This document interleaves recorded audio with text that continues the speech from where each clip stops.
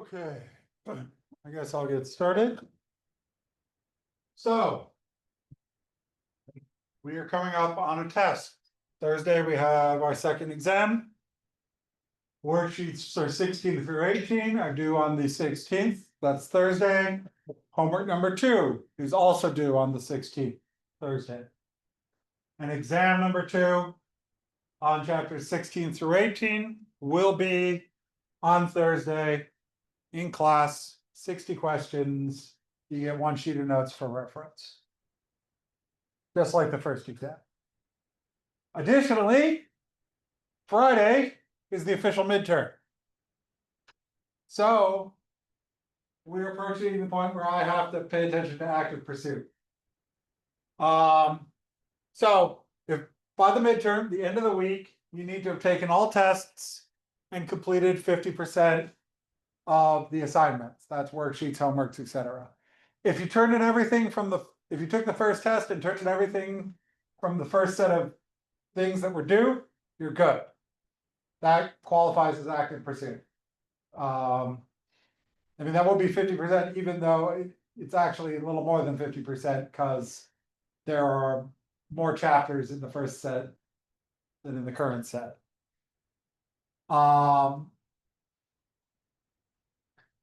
And so there's fewer worksheets here. But my suggestion, if you are worried about being behind, go for do all the multiple choice ones. That'll fill in a lot of them. And then to fill in the gaps, you could do a few of the short answer ones. But that's the fast way to get beyond this point of active pursuit. You need to take the test, obviously.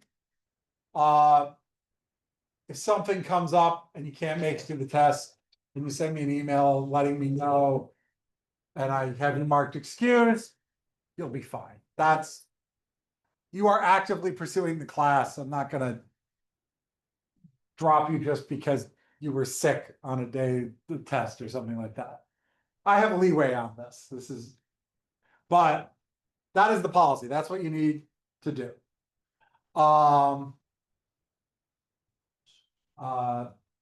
That does mean if something is going to come up and you are going to miss the test, do make sure to let me know. Okay, but yes, so by the end of the week, the midterm, you need to have taken all tests and have completed at least 50% of the assignments, homework, worksheets, etc. And that's not like grade, that's have submitted so that to be graded. That's what I mean by complete. The semester project topic is due on the 21st, so that is not part of the required list for active pursuit. And remember to sign in on the sheet up here. And just another reminder, on Thursday we have the test. You have worksheets 16 through 18 due and homework number 2 due.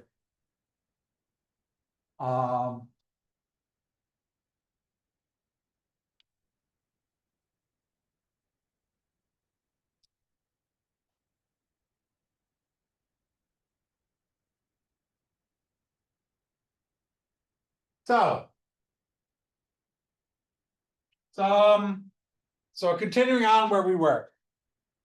When we talk about resources we get from rocks and minerals, one of the most common sort of resource we get from rocks and minerals are metals. There are a number of different metals we're interested in.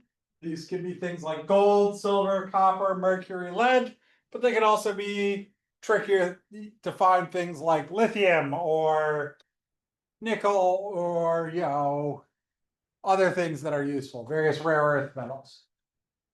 These are generally produced by igneous and metamorphic processes. Most important deposits are generated from hydrothermal or hot water solutions.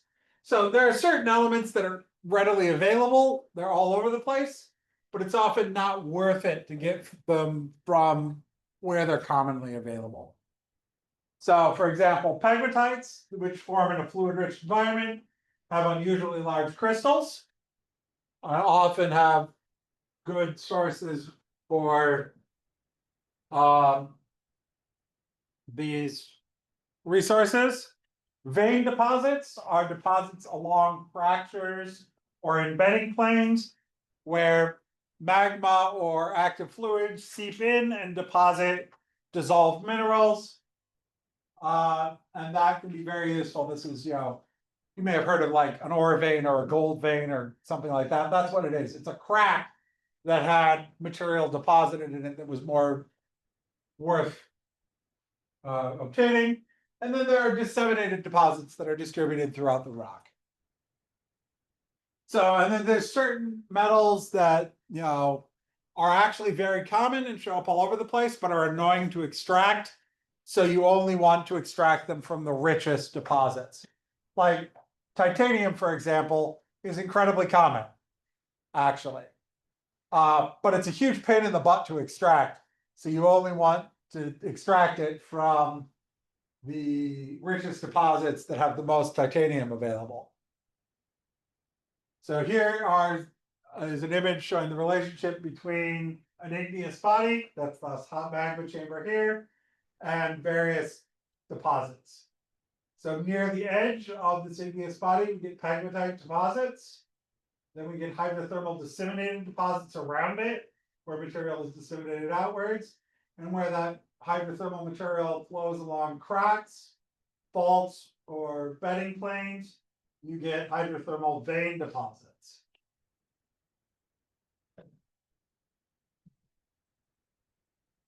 Now, non-metallic mineral resources are when we're looking for things that aren't necessarily metals. So these make use of the non-metallic portion of a mineral, and they're usually interested in the physical and chemical properties. And they come in two broad categories. Generally, we're either using them for building materials, things like limestone or gypsum to build stuff.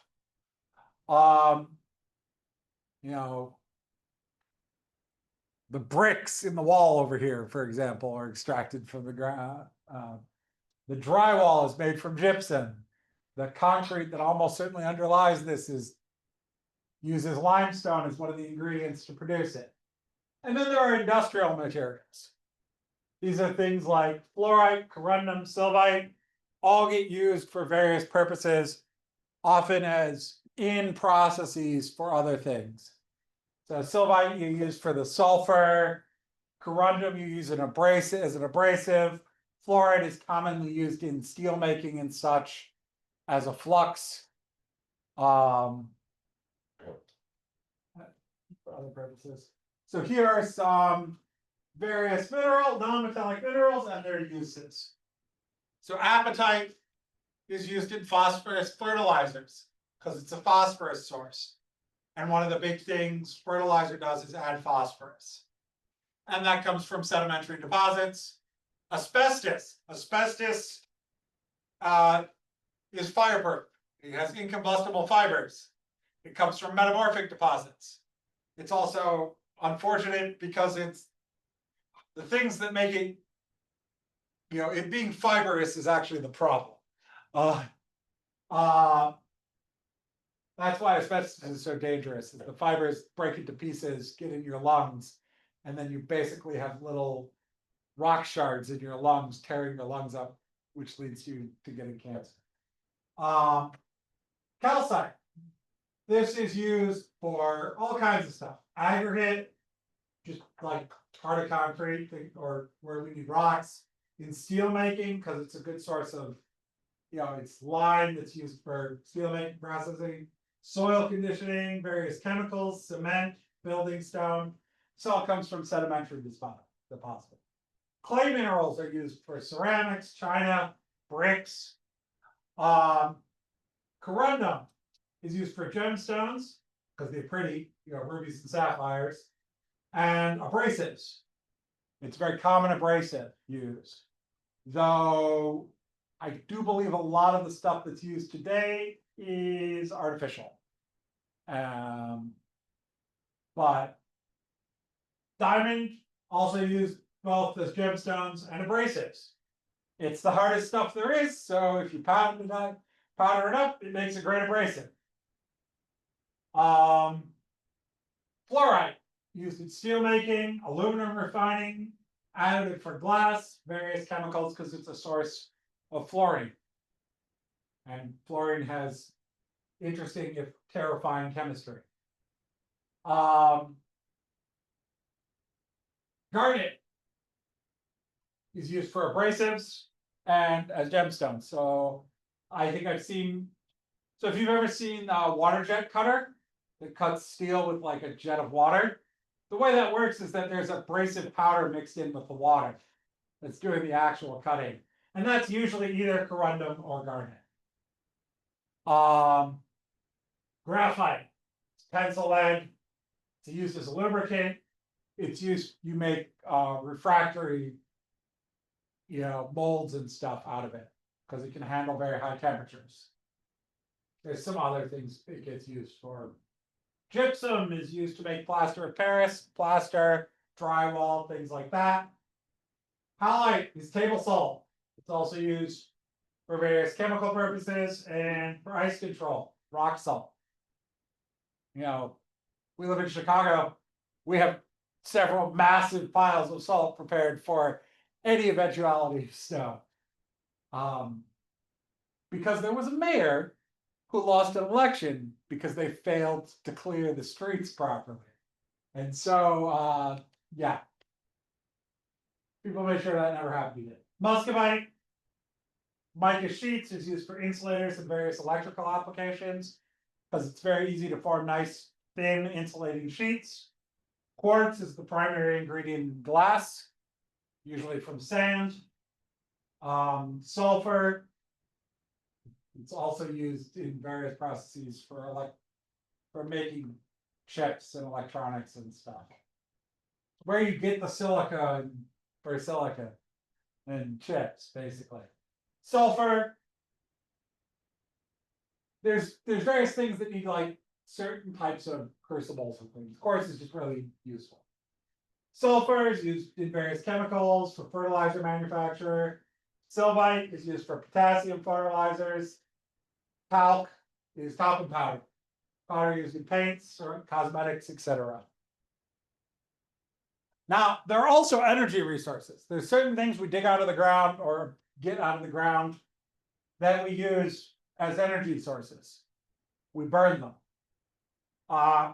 Coal burns energy stored by plants from millions of years ago. You take a peat bog, you bury that peat bog and compress it for millions of years, you get coal. Problems with coal, mining it is pretty destructive. You get lots of surface scarring digging it up, and it has awful air pollution. Not only the carbon dioxide, but it also releases sulfur and all kinds of other fun stuff. Actually, a coal power plant releases more radioactive material than a nuclear power plant because of the stuff in the coal that's released when it's burnt. It's a terrible way to generate power, but we use it. So, oil and natural gas makes up more than 60% of US consumed energy. It gets refined into various high-density resources. It's the remains of marine plants and animals. So coal is the remains of terrestrial plants. Oil and natural gas is from small marine plants and animals. And there's some source rock that contains the oil and natural gas. And for oil and natural gas to stick around, it has to be trapped. Because otherwise, it would basically, if it's not trapped, the natural gas and the oil is basically just going to come out. And once exposed at the surface, they'll decay.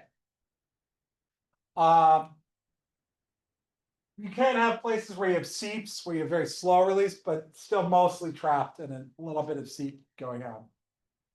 So an oil trap is a place that traps oil or natural gas, or both. Usually both.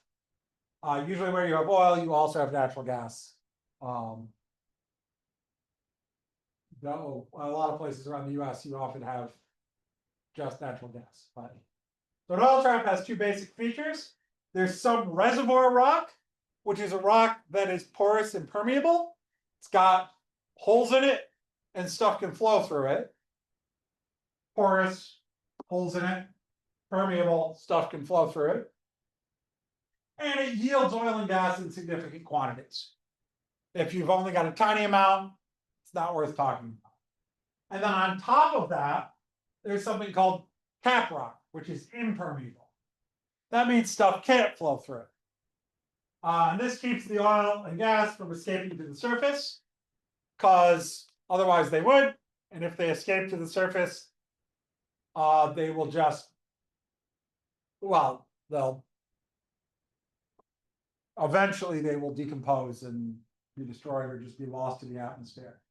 So some common traps are things like anticlines, which are curved structures that are arches. So just where the rock folded in a way that it curved upwards. Faults, you can have faults slide in such a way that it traps material. Salt domes, where salt rises up through layers, can trap stuff. And various just stratigraphic traps. So we'll go over these. So here is, the simplest is the anticline. You have some sort of rise or upward, bulging, and oil and gas gets trapped in that, and there's usually water underneath pushing up. Because oil and gas is less dense than water, so it floats on top. You can have a fault trap, where some material slid upwards, and basically the oil and gas is trapped by cap rock along the side like this, or otherwise it would still be able to flow if it was still connected. You can have a salt dome, where a salt dome rises up, pushes stuff up, creates sort of like an anticline with a lump of salt in the middle. And then you can just have pinched out layers in what's called the stratigraphic or a pinch out trap. So here's a short video about oil traps and how they work. Hello, this is Callan Bentley. Welcome back for another Smart Figure. After watching this video, you should be able to describe the 4 basic types of oil traps. Hello, this is Callan Bentley. Welcome back for another Smart Figure. After watching this video, you should be able to describe the 4 basic types of oil traps and how they form and why they work to trap oil. Oil is getting harder to find. The very first oil well was sunk in Titusville, Pennsylvania, around the same time as the Civil War, and since then, basically, we found all the easy oil that there is to find on the land, and now we're even going way offshore to extract oil from deep water deposits. What are we looking for when we look for oil? Well, we're looking for a trap, a place where oil can be lodged in the rock and not escape. Essentially, what you need to have is some sort of a reservoir rock, basically a rock that has a lot of empty pore space, and you need to have a cap rock above that. Cap rock basically is impermeable, so the oil can't flow through it. So let's take a look at these 4 possibilities. First off is an anticline trap, and this is sort of the classic petroleum trap. You'll see basically here that we have a bunch of strata that have been bowed upwards. Water is the most dense of oil and gas, so the oil rises on top of the water. Natural gas rises on top of the oil. And nothing rises up through the cap rock. So the cap rock ends up basically preventing those materials from making it up to the surface.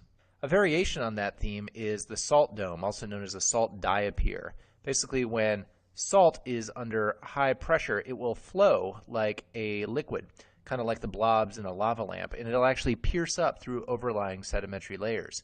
So if it pierces up through a series of reservoir rocks and cap rocks, that can end up making several oil traps, including an anticline up top, but then also sort of donut-shaped traps that surround the salt diapier, almost like the ring on a finger. Faults can also create traps if cap rock is faulted up against another cap rock and there's a reservoir rock beneath. Note that if this fault had gone a little bit further and connected up this area here with the gas and oil that were trapped down below, then it wouldn't work as a trap anymore because that gas and oil would flow out onto the surface and be oxidized. Lastly, there's a non-structural trap. This is a stratigraphic trap, which basically means that this is a natural formation of the sedimentary rock units. One way you could get this would be to have some sort of change in sea level where a porous sedimentary unit ends up getting deposited on top of an impermeable unit, and then the situation reverses and the impermeable unit is deposited back on top again. So like for instance a transgression or a regression could end up giving you this sort of a situation. Okay, let's test yourself here. Imagine in this cross-sectional view that this is you up here at the top and you are trying to figure out where you should drill for oil. So if you figure out the proper place to drill for oil, then you're going to make good money. What you need to know here is that the blue rock is impermeable, so it'll serve as a cap rock, and the orange layer here is permeable and will serve well as a reservoir rock.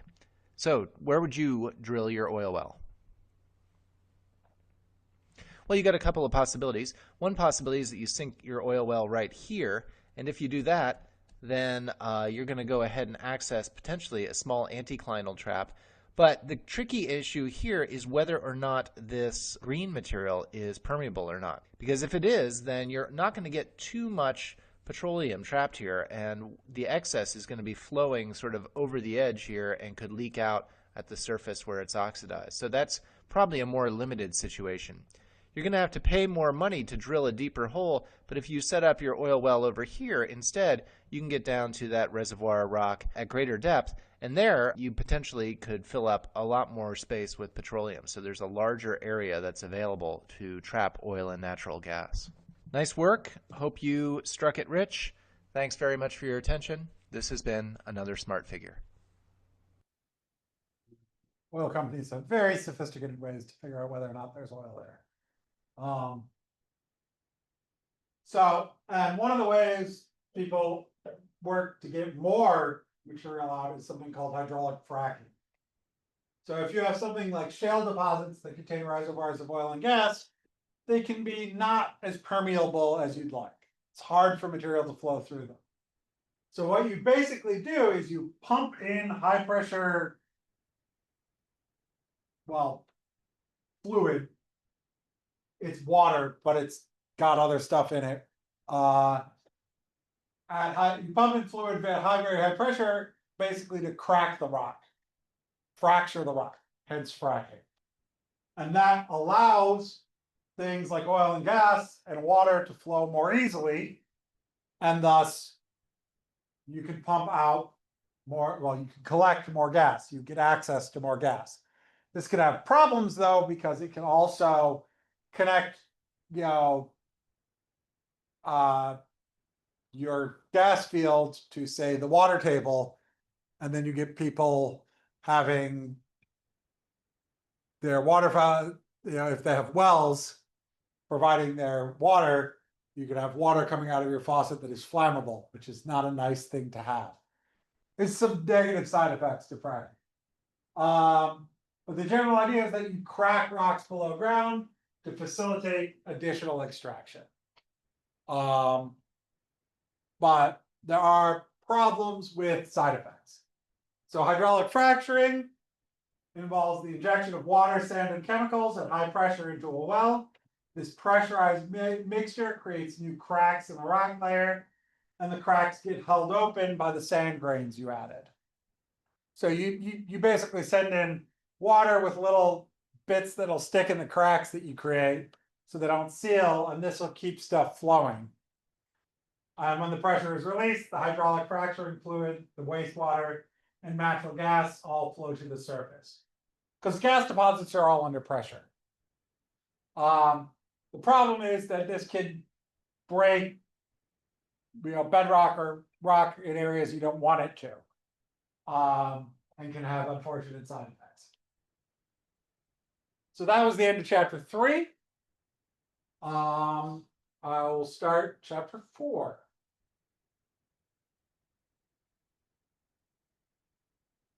So we've talked about minerals and rocks. Now let's talk about larger scale processes, plate tectonics. And you may have noticed that a few of these videos had the numbers didn't match the chapter in the video a couple of times. That is because they changed the order of the chapters in a more recent edition. But they didn't update the videos because they didn't need to. But so let's talk. We're going to talk about the view that most geologists held prior to the 1960s regarding the geographic positions of the ocean basins and the continents. We're going to talk about how continents and the large plates of our crust move around. We'll look at explain the evidence that Alfred Wegener presented to support his continental drift hypothesis. Back in around 1910. We'll look at the major differences between Earth's lithosphere and atmosphere and explain the importance of each of them in the plate tectonics theory. These are layers of the Earth. We'll talk about the movement along a divergent plate boundary that results in the formation of new oceanic lithosphere. We'll look at the three types of convergent plate boundaries and talk about locations where they all can be found and what's happening at them. We'll describe the relative motion along a transform fault boundary and talk about locations of certain transform faults on a plate boundary map. We'll explain why plates such as the African and Antarctic plates are increasing in size, while the Pacific plate is decreasing in size. And we'll list and explain the evidence used to support the plate tectonics theory. We'll go over why people think the plate tectonics theory is a good theory and what's going on there. And we'll look at two methods that researchers use to measure relative plate motion, and we'll describe the process of plate mantle convection and explain two of the primary driving forces of plate motion. So, one of the things that was believed until about the 1960s, and actually needed to be post-World War II, was that the ocean basins and the continents had fixed geographic positions, and they were all very old. This was believed until surprisingly recently, the 1960s. And the evolution of this belief to the currently held model of plate tectonics in many ways represents a scientific revolution in the field of geology. It truly changed the way people thought about geology. Now, the idea that the continents moved around was an idea that had been around for a long time and was proposed and put together in a clear, as a hypothesis with good evidence for it in 1915 by Alfred Wegener, who was a German meteorologist. He first proposed this hypothesis of continental drift, that the continents moved around and that they used to all be one giant continent that he called all land, or Pangea. And he published The Origin of the Continents and Oceans. And his continental drift hypothesis was that there was a supercontinent called Pangea, which began breaking apart about 200 million years ago. And the continents drifted to their present positions. And according to Alfred Wegener, they broke through the oceanic crust to do this. So the problem with Alfred Wegener's position about the movement of the continents was his mechanism. He didn't have a mechanism that drove this movement, a good explanation. And the continents would be forced to break through the ocean crust, which didn't quite make sense.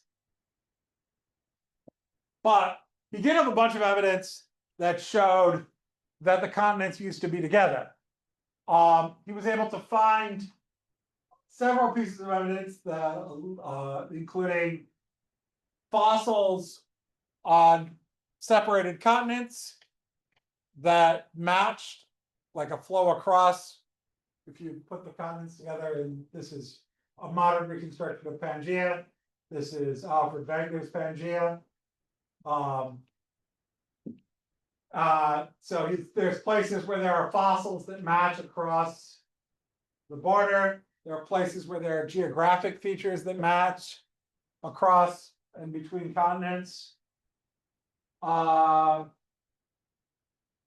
There's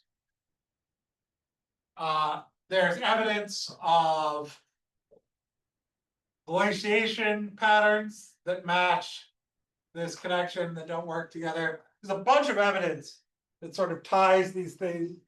Oh, and the outlines of the continents fit together like puzzle pieces, which was the first thing that led to this idea. So, South America fits neatly into the empty spot in Africa and so on. So this is Pangea. The idea we'll look at how the continental plates move around and this idea of Pangea. Hi, this is Callan Bentley. Welcome back for another Smart Figure.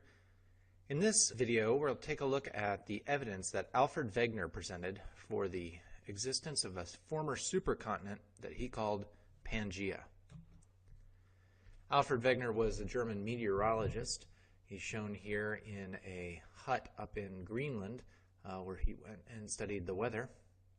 But he really made a name for himself with his groundbreaking idea of continental drift, the idea that the continents had shifted position over time. Wegener proposed a former supercontinent that he called Pangea, which comes from the Greek for all the land. And Wegener's conception of Pangea looks something like the image down in the lower right here.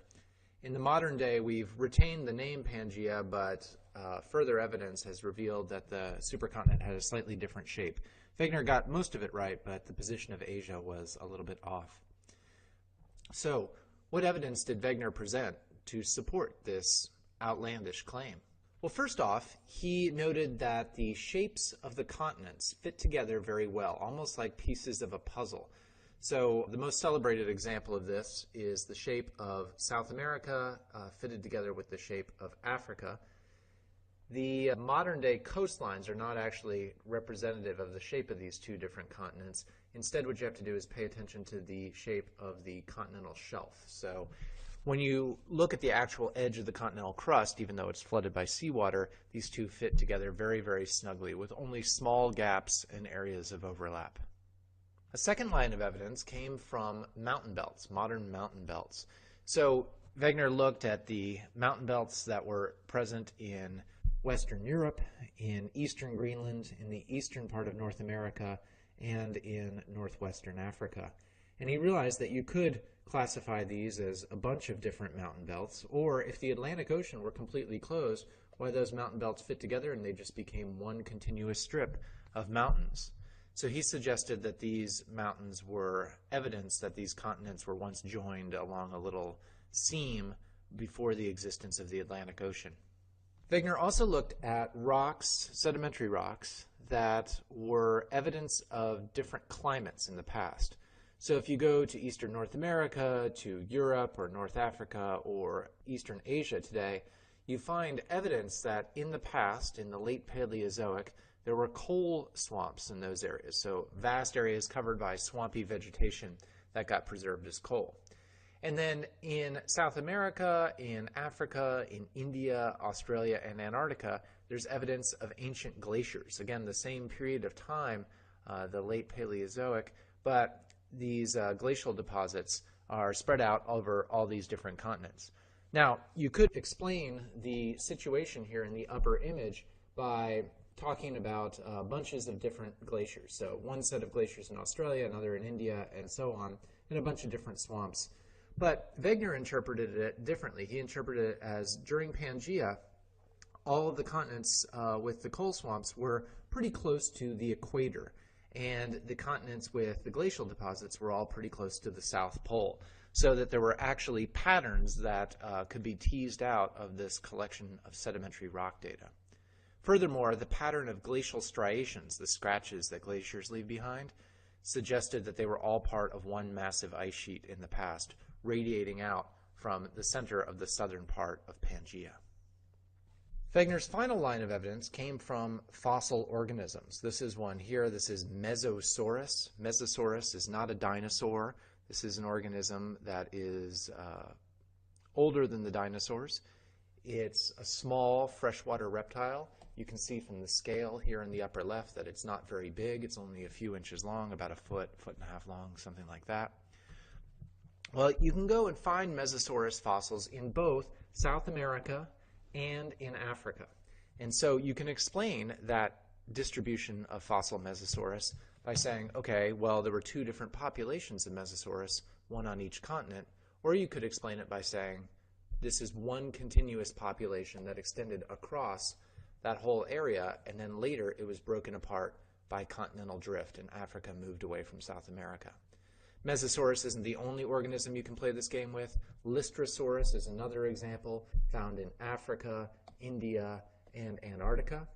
Or you can even look at plants like Glossopteris, a Paleozoic seed fern, which is known from fossil deposits in South America, Africa, Madagascar, India, Antarctica, and Australia. You could say that that's one continuous belt of Glossopteris vegetation that was only later broken apart by continental drift. That's how Wegener interpreted it. So, for review, when you look at a reconstruction of Pangaea, can you use this map to illustrate the four different lines of evidence that Wegener used in suggesting continental drift? Go ahead and pause the video for a second and see if you can come up with all four, and then we'll review in just a moment. Welcome back. Let's see if you got the modern mountain belts that basically extended along the boundary between the different continents, or perhaps the shape of the different continents fitting together, the presence of coal swamps along the old equator and glacial deposits over the old South Pole, and then lastly, the fossil organisms that ranged across one continent onto the next. If you got all four, congratulations. You have a thorough understanding of Wegener's presentation of continental drift. Thanks so much for your attention. This has been another Smart Figure. So here is an animation showing, the process of Pangaea, our current understanding of the process of Pangaea separating each of the modern continents. Continental drift. Let's travel back in time and watch continents move. Moving back in time, the Himalayas and Mount Everest disappear as the collision between India and Asia is reversed.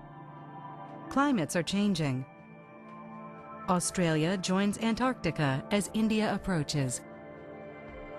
Going back 150 million years, the continents are joined in three large pieces. South America and Africa are on one landmass. India, Australia, and Antarctica form a second. North America, Europe, and Asia make a third. 225 million years ago, the supercontinent Pangaea exists. Let's watch this movement as it occurred going forward in time. As Pangaea splits into three large pieces, the Atlantic Ocean starts to form. India starts its race to collide with Asia. As the continents take their current locations, India and Asia collide, and the Himalayas and Mount Everest appear. What is next?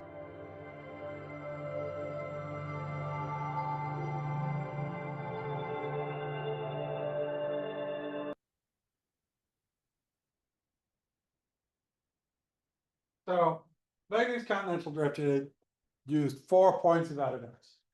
The fit of various continents together, particularly South America and Africa, the way that fossils match across the seas, the way that rock types and structures match across, particularly the Atlantic Ocean, and ancient climates.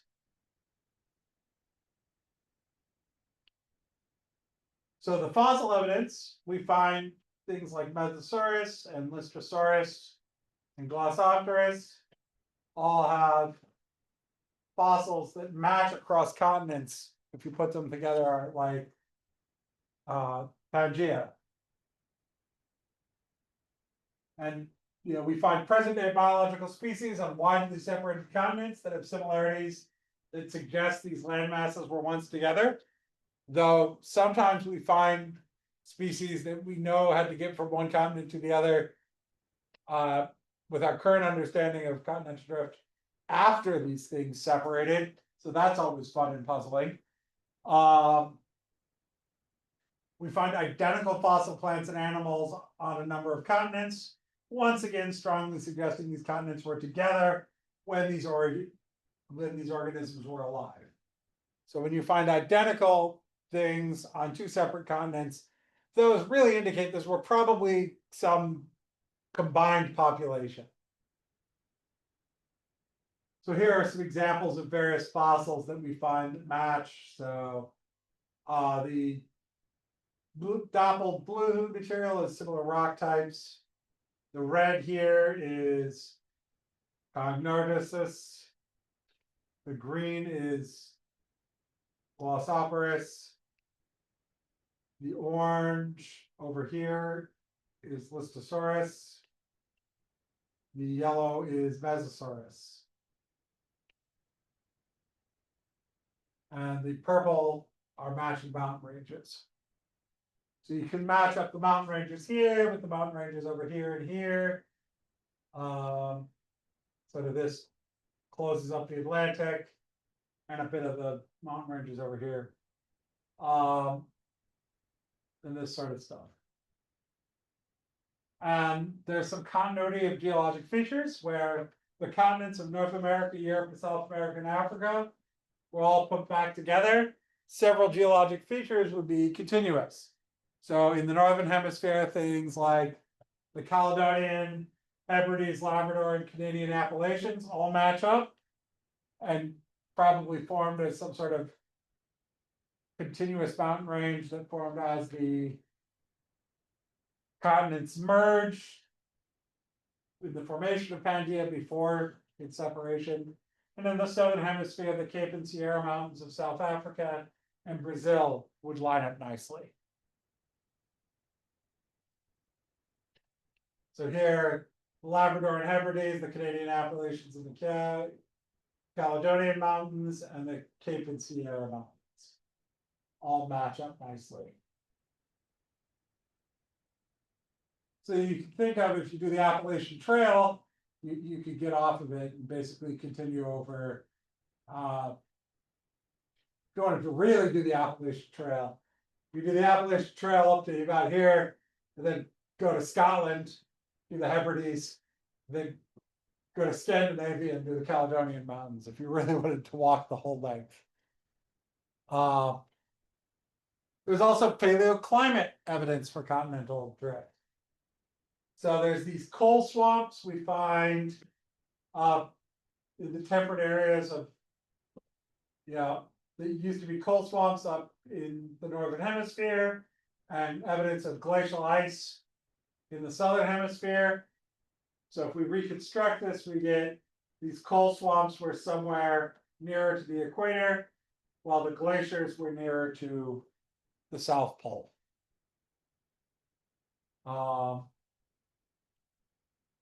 And geologic evidence suggests the southern areas of South America, Africa, India, and Australia were covered with glaciers about 300 million years ago. And there's no evidence for glaciation at this time in Europe and North America. And given the latitudes, if the continents hadn't moved, you would expect evidence of glaciation at that time in Europe and North America because they're nearer to the poles than where we're seeing it in South America, Africa, India, and Australia. So these glaciated areas were once located at very high latitudes, while North America and Europe were at low latitudes.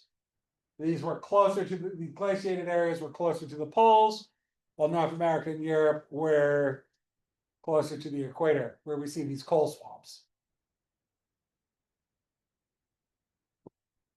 And only when the continents are put back into their Pangaea positions does this glacial episode make sense. Because not only can we see these had to be closer to the pole, also the directions of retreat match up for if they were all combined. So all these glaciated areas were located close to the South Polar region around 300 million years. Now, Alfred Wegener's proposal of continental drift was initially rejected. And it was rejected for pretty good reasons. It had no mechanism to move the continents.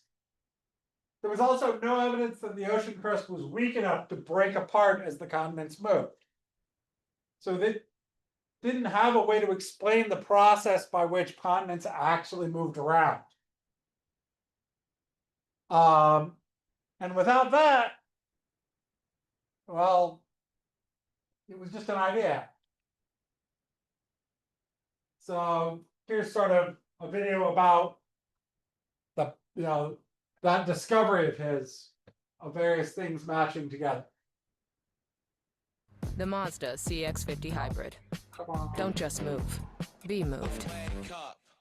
Build a website you love with Wix, I'm sorry about the ad. where your words Germany, 1911. A meteorologist named Alfred Wegener was browsing through some books when something caught his eye. A list of identical plant and animal fossils that had been found on opposite sides of the Atlantic Ocean. Wegener was intrigued. How could the same species have gotten from one part of the world to another? He examined the eastern coast of South America and the western coast of Africa, and was struck how the shapes of the two coastlines might fit together. The more he looked, the more links he found. Species of land mammals in East Africa also inhabited the island of Madagascar. How did that happen? Did the animals evolve in both places at once? Or did they somehow cross from one land to the other, swimming hundreds of miles across the Indian Ocean? And then Wegener saw it all clearly. He realized that all the continents in the world had once formed a giant single landmass that he called Pangaea, from the Greek Pangaia, meaning all earth. It was in Pangaea that the plants and animals found on opposite sides of the world had once shared the same home. Then, over hundreds of millions of years, Pangaea had split apart, and its jigsaw pieces had drifted to their present locations. Wegener called his theory continental drift. Wegener wasn't the first scientist to speculate that the Earth had once been dominated by a supercontinent, but he was the first to pull together all the evidence and make a strong case for it. Unfortunately, his peers weren't very receptive. There was no mechanism to explain how the continents might plow through the oceans. Continental drift was just too incredible to believe. As a result, his discovery was largely ignored. It would take another 45 years or so for it to be truly understood.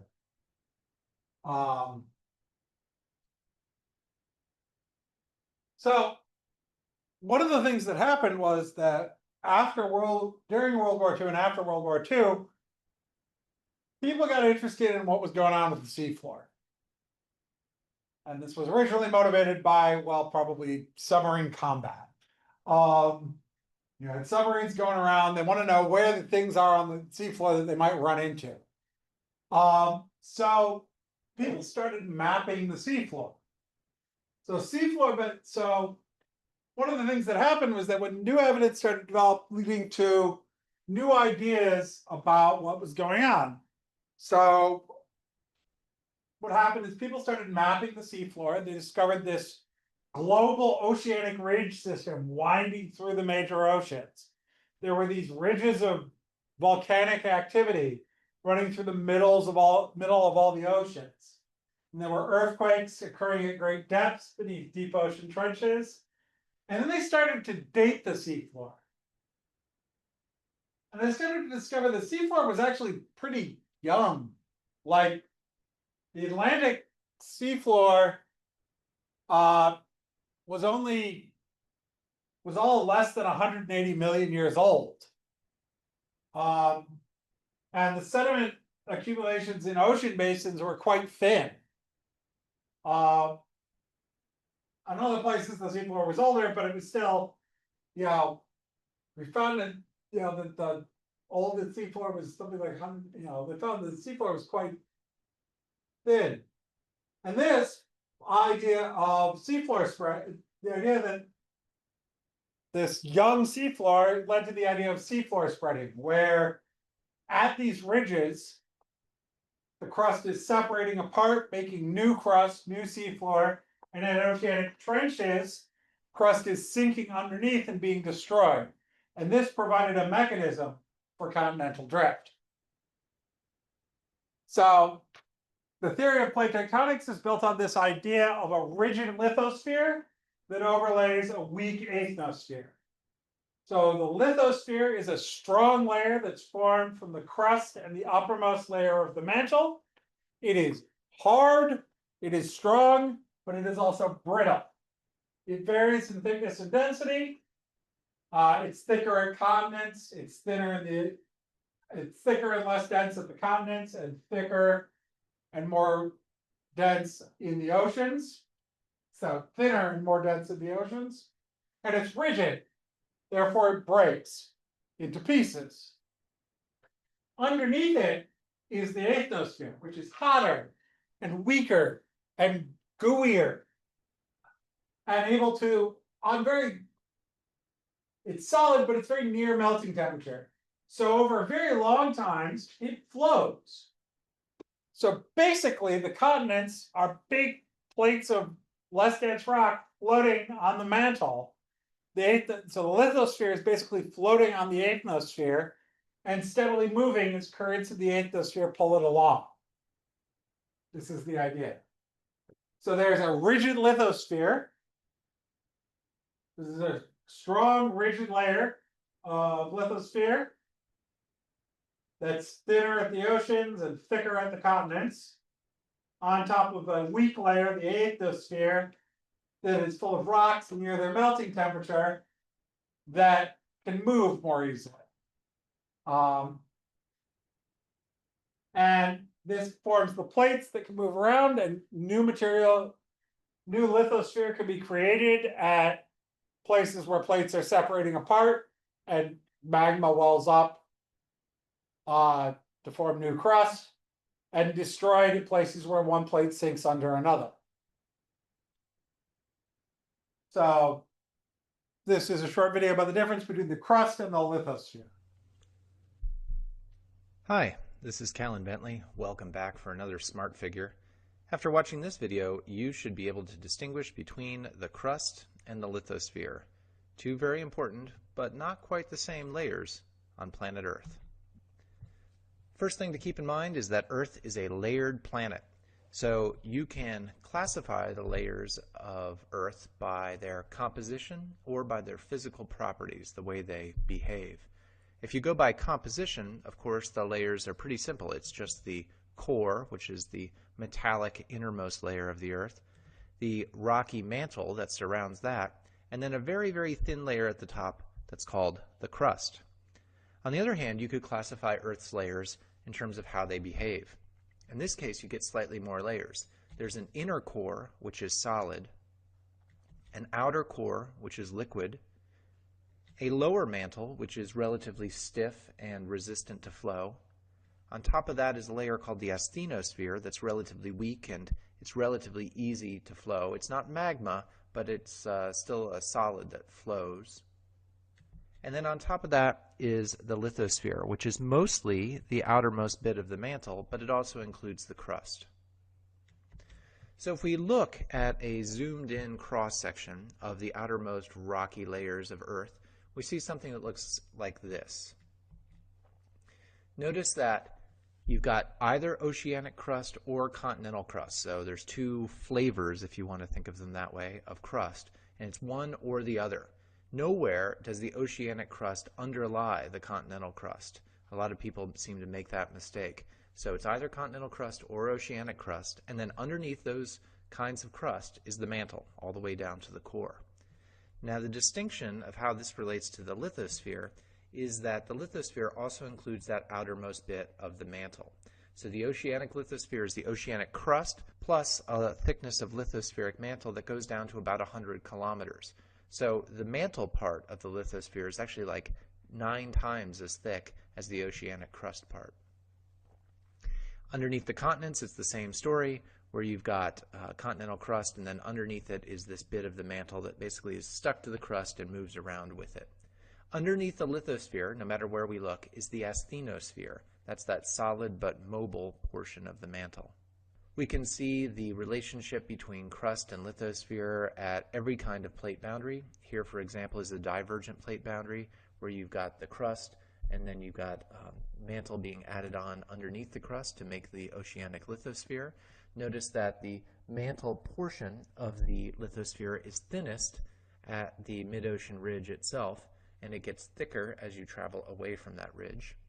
At a convergent plate boundary, we can see that we've got subducting oceanic lithosphere, only a very small portion of which is crust, most of which is lithospheric mantle. And then that's going down underneath an overriding plate. In this case, the overriding plate's leading edge is made out of continental lithosphere, the continental crust plus the lithospheric mantle underneath it. Okay, let's go back to this cross section again, and now's an opportunity for you to test yourself. Can you identify the different layers that are shown in this cross section? Go ahead and pause the video while you think about it, and when you think you've got them all, you can start it up again. Okay, welcome back. Hopefully what you got is that continental crust, the oceanic lithosphere, including the oceanic crust plus the underlying mantle, the continental lithosphere over here, and then basically what we have is the mantle all the way down and the asthenosphere from the base of the lithosphere down to the top of the lower mantle. Hopefully you got all those. Congratulations if so. That means you've mastered the difference between the crust and the lithosphere. This has been another Smart Figure. Thanks so much for your attention. So Earth's plate. So this idea is that the seafloor, that the plate, Earth is made up of a number of plates, and they're all interacting. At some places, they're coming apart, like along the Mid-Atlantic Ridge. So that's a divergent boundary like this, where they spread apart and new crust and lithosphere is formed. Some places they're coming together, like along here, along the west coast of South America, where one plate subducts under another and melts and is destroyed. And in some places they're just sliding side to side, like here at this point, or the San Andreas Fault in California. They're just sliding side to side. So lithospheric plates are in constant motion, and major interactions occur at their boundaries. So divergent plate boundaries are where plates move apart from each other, making oceanic crust. Convergent boundaries are where plates move towards each other, making mountains or volcanoes. And transform plate boundaries are where plates grind past each other without making or destroying crust, but you tend to get a lot of earthquakes.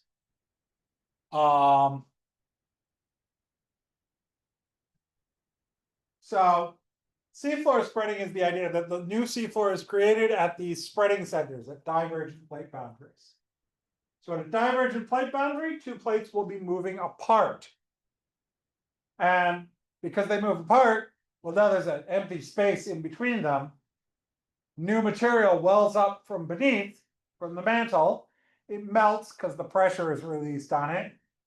It upwells and creates new seafloor. And this piles up and forms a ridge. And you get a ridge in the center, these oceanic ridges that are these constant extended regions of volcanism. So they develop along, well-developed boundaries, and along ridges, seafloor spreading creates new seafloor. And when this sort of divergent boundary hits continental crust, you get a rift valley where things are torn apart. There are a couple places where you can see this, and eventually those will be completely torn apart and flood and become a new sea or a new oceanic area. So an example of rift valleys where this is happening, you can see it in Iceland, which is along the Mid-Atlantic Ridge. It's where the Mid-Atlantic Ridge rises out of the ocean. And you can also see it, the East African Rift Valley is one where it's separating. And when where it has separated, the Red Sea, that long straight sea, is where the Arabian plate separated from the African plate, basically.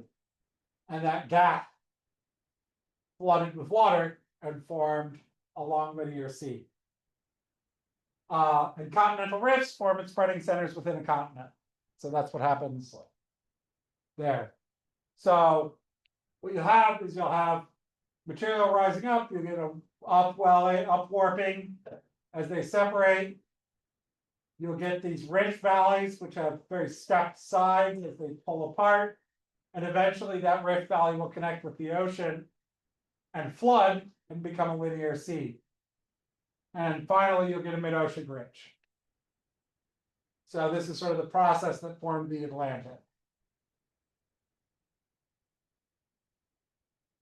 So this is how divergent boundaries work.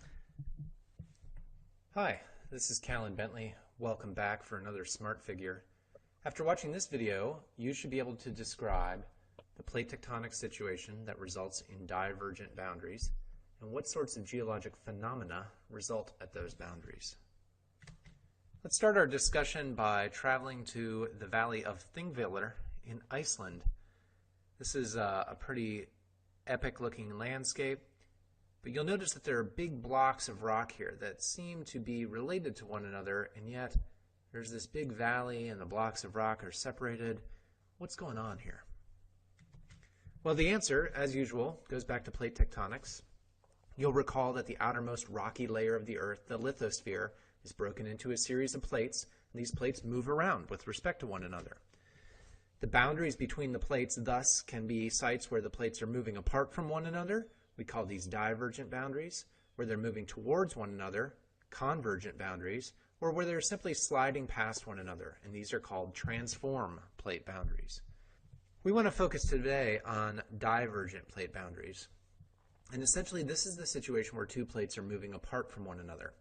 Now, I want to walk you through a sequence of images here that show the breakup of continental lithosphere and the production of new oceanic lithosphere in the gap between the separating continents. So this process begins with stretching of the crust, where you end up getting doming upwards of the crust. Notice overall here this image is sort of bowed upwards in the middle. And then there are faults, and these faults basically are normal faults, where you have a block of crust sliding down the face of another block of crust.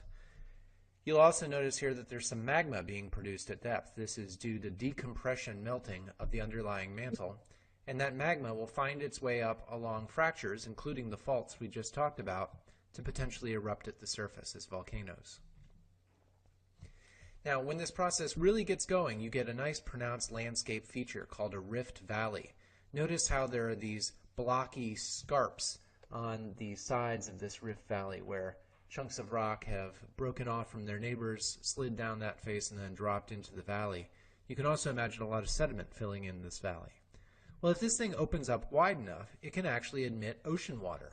And then you end up basically getting a small linear sea where the two chunks of continental crust have totally separated and new oceanic crust is being formed in the gap in between them. Okay, so seafloor spreading has initiated here, and now we've got a proper ocean basin, even though it's young. Over time, continued seafloor spreading at this oceanic ridge will result in a wider and wider ocean basin that'll look something like this. Over time, the two continents get further apart. They used to be just next to one another, then they got further apart still, and they'll continue to move further and further apart until something happens to close the ocean basin.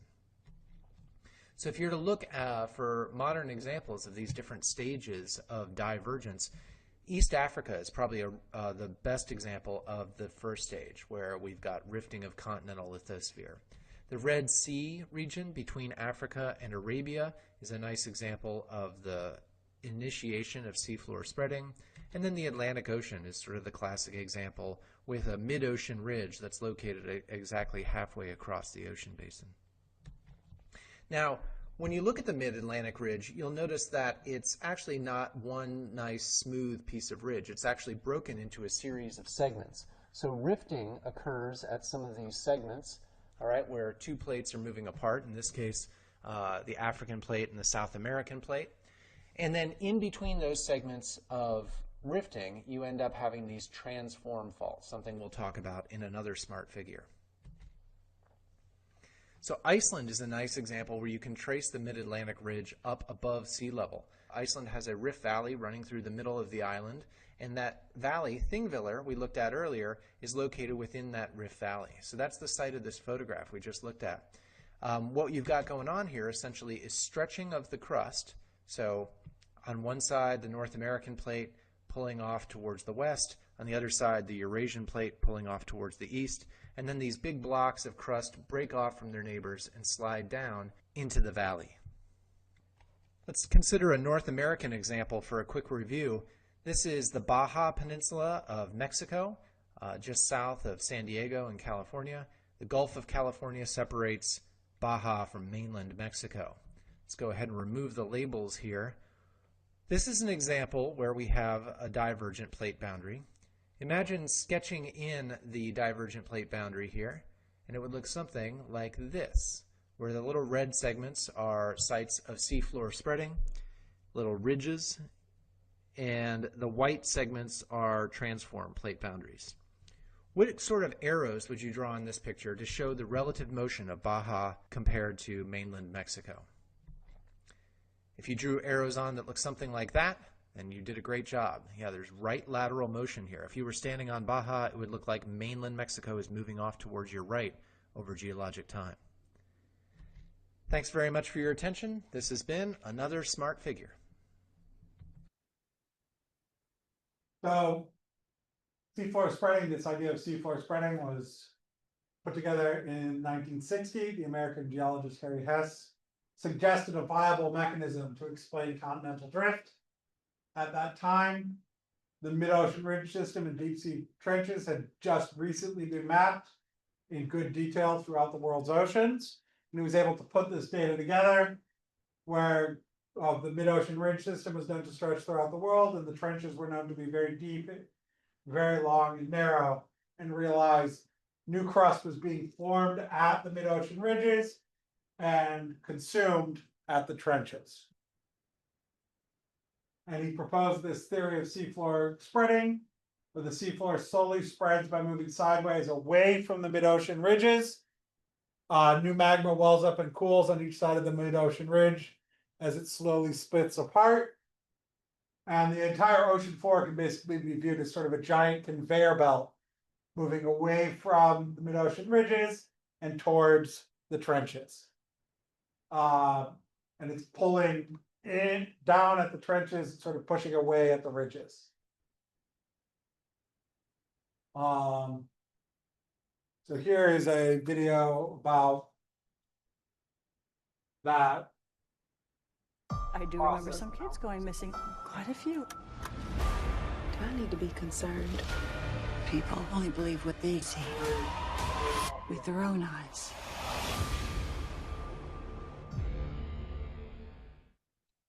Analyzing core samples and sonar readings from around the Mid-Atlantic Ridge, Hess made an astonishing discovery, a phenomenon almost beyond comprehension.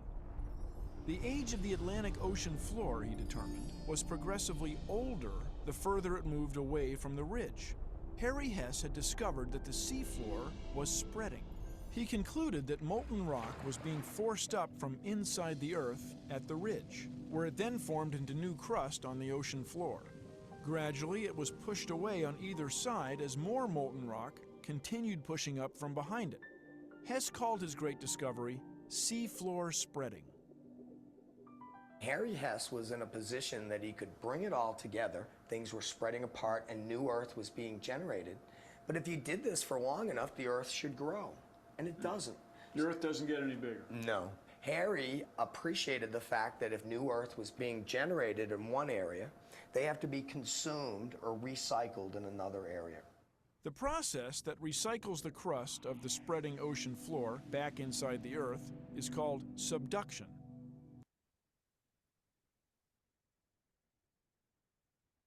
So Wegener's original evidence, biologic, paleontologic, geologic, and glacial, supports the theory of continental drift, while Hess's theory and evidence, particularly remnant magnetism, which we'll get to a little later, supports the idea of seafloor spreading, and we merge them together to form the modern model of plate tectonics. We know that oceanic and continental crust are carried as part of a thicker layer called the lithosphere. And I'm going to stop there for today. Just a reminder. I'm going to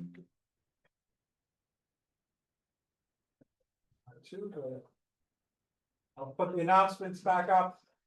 Thursday, we will be having the tests.